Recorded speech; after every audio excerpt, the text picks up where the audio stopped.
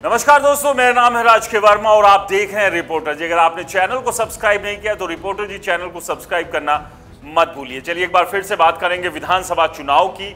हरियाणा के विधानसभा चुनाव की घोषणा के बाद अब सबसे बड़ी दौड़ अगर कहीं मची हुई है तो वो टिकट पाने की दौड़ है। वो कांग्रेस, बीजेपी और बाकी दलों के भीतर भी रसाकसी चल रही है।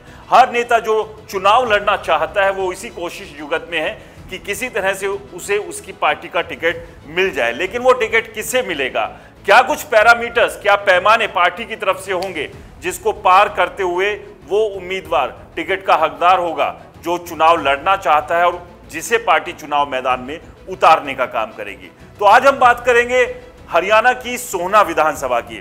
गुरुग्राम जिले की चौथी विधानसभा है सोहना, और इस विधानसभा से बीजेपी की टिकट पर कौन कौन से ऐसे मजबूत दावेदार हैं जो दावेदारी ठोक रहे हैं और उनके दावे के पीछे कितना दम है, और इन मजबूत दावेदारों में से किसकी लॉटरी जो है वो बीजेपी से लग सकती है। आज इस मुद्दे पर बात करेंगे और देखना यही अहम होगा कि सोहना से क्या जो मौजूदा विधायक और मंत्री है उसे फिर से बीजेपी टिकट देगी या कोई नया चेहरा मैदान में बीजेपी उतारने का काम करेगी। तो एक एक करके इन तमाम जो रिपोर्टर जी को समझ में आए कि ये वो 8 चेहरे और मोहरे हैं जिनमें से किसी एक का नाम चुनाव के लिए फाइनल हो सकता है। वैसे लिस्ट इनके अलावा भी और लंबी है और बहुत सारे उम्मीदवार कतार में हैं, लेकिन उनमें से ये 8 ऐसे चेहरे हैं जिनमें से किसी एक पर बीजेपी दाव खेल सकती है। तो एक एक कर इन तमाम नेताओं के बारे में बात करेंगे कि आखिरकार जो ये दावा कर रहे हैं उस दावे में कितना दम है। तो सबसे पहले बात करते हैं संजय सिंह की। संजय सिंह सोहना से विधायक हैं। 2019 का चुनाव बीजेपी की टिकट पर लड़ा था और बीजेपी ने तब के मौजूदा विधायक तेजपाल तंवर का टिकट काट दिया था और संजय सिंह को चुनाव मैदान में उतारा था। संजय सिंह ने 2019 का चुनाव जीता, विधायक बने सोहना विधानसभा से, और अब जब पूर्व मुख्यमंत्री मनोहर लाल खट्टर को हटाकर लोकसभा चुनाव के मैदान में बीजेपी ने उतारा और नायब सिंह सैनी की सरकार बनी तो उनकी कैबिनेट में इन्हें मंत्री बनाया गया। तो संजय सिंह जो है खेल मंत्री हैं। तो ऐसे में क्या संजय सिंह की जो दावेदारी है 2024 के लिए उतनी मजबूत है?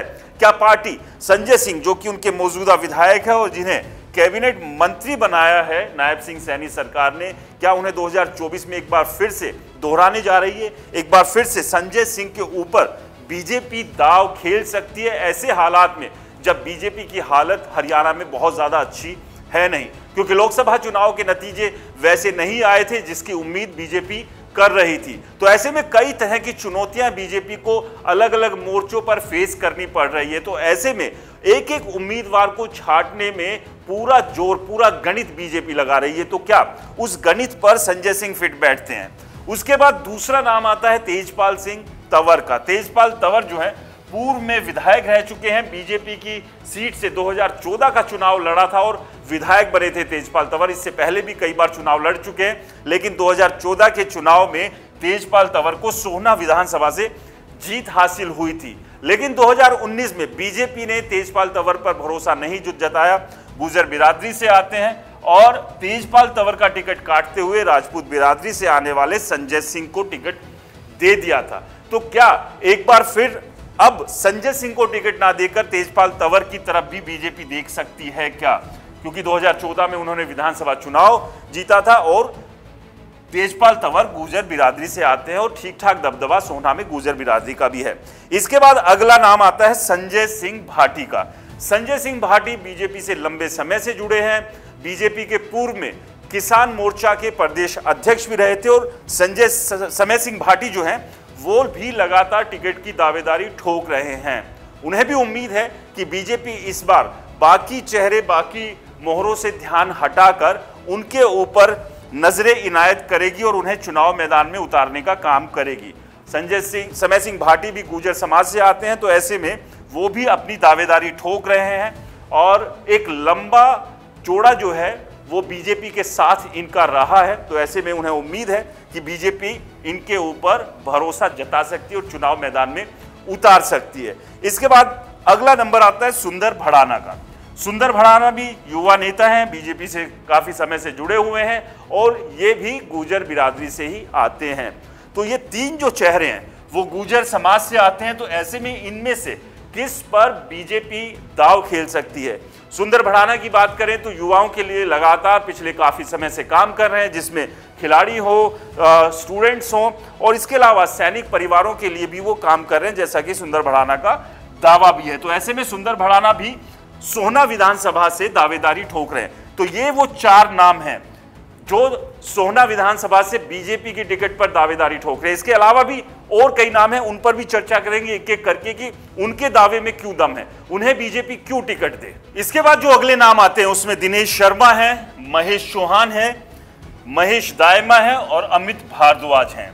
ये भी बीजेपी की टिकट के लिए सोहना विधानसभा से दावेदारी ठोक रहे हैं। दिनेश शर्मा की बात करें तो रियल एस्टेट बिजनेस से जुड़े हुए हैं, समाजसेवी हैं, लगातार क्षेत्र में काम कर रहे हैं, फिर चाहे इलाके में स्टेडियम बनाने की बात हो या फिर दूसरे विकास के काम हो या लोगों के सुख दुख की बात हो। तो दिनेश शर्मा का दावा है कि वो तमाम जो क्षेत्रवासी है उनके साथ एक लंबे समय से जुड़े हुए हैं और उसी के आधार पर दिनेश शर्मा बीजेपी की टिकट सोहना से मांग रहे हैं। तो दिनेश शर्मा भी यहां पर एक मजबूत दावेदार के तौर पर दिखाई दे रहे हैं। इसके बाद अगला नाम है महेश चौहान का। तो महेश चौहान भी अपनी दावेदारी ठोक रहे हैं और इनके दावे के पीछे भी तर्क यही है कि वो सोहना के लोगों के बीच हैं, लोगों की समस्याओं को समझते हैं, सोहना को विजन और सोहना को स्मार्ट कैसे बनाना है उसका आइडिया और ब्लूप्रिंट उनके पास है।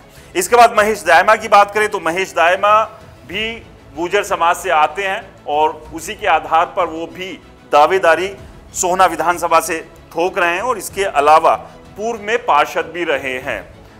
इसके बाद अमित भारद्वाज का नाम की भी चर्चा हो रही है। अमित भारद्वाज भी जो है बीजेपी से टिकट मांग रहे हैं। अमित भारद्वाज भौंसी गांव से आते हैं। भौंसी गांव सोहना विधानसभा का सबसे बड़ा गांव है। तो ऐसे में अमित भारद्वाज को भी लगता है कि उनकी दावेदारी मजबूत है, क्योंकि वह उनका गांव एक तरफा उनके साथ आ जाता है तो एक बड़े नंबर के साथ वो चुनाव की शुरुआत करेंगे। तो एक सरप्राइजिंग एलिमेंट यहां पर अमित भारद्वाज के तौर पर भी हो सकता है। तो कुल मिलाकर अगर बात करें तो ये 8 ऐसे मजबूत दावेदार दिखाई दे रहे हैं जो कि सोहना विधानसभा से अपनी दावेदारी ठोक रहे हैं। तो अब सबसे अहम यह हो जाता है कि क्या बीजेपी इन तमाम जो 8 चेहरे इन्हीं में से किसी एक को टिकट देगी, जिसमें मौजूदा विधायक और पूर्व मंत्री है, इसके अलावा पूर्व विधायक दिनेश शर्मा, महेश शर्मा, समय सिंह भाटी, सुंदर भड़ाना, महेश दायमा और अमित भारद्वाज, या फिर इन तमाम नेताओं के अलावा कोई ऐसा नाम हो सकता है जिसे चुनाव मैदान में बीजेपी उतारकर सभी को सरप्राइज कर दे। आपको क्या लगता है? हमें कमेंट्स कर जरूर बताएं। रिपोर्टर जी चैनल को सब्सक्राइब नहीं किया है तो दोस्तों चैनल को सब्सक्राइब करना ना भूलें।